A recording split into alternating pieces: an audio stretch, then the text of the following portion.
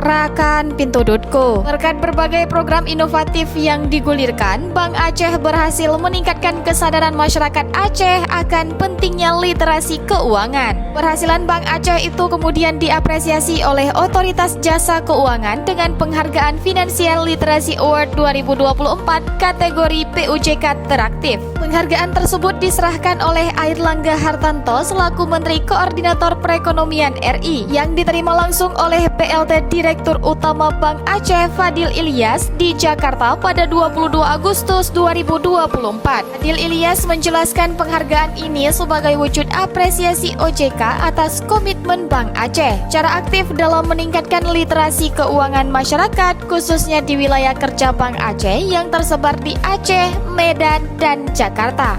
Ilyas menyampaikan rasa terima kasih atas penghargaan ini dan menegaskan bahwa Bank Aceh akan terus berkomitmen untuk mengedukasi masyarakat tentang pentingnya literasi keuangan. Mau tahu berita terupdate tentang Aceh? Baca berita selengkapnya di pintu.co.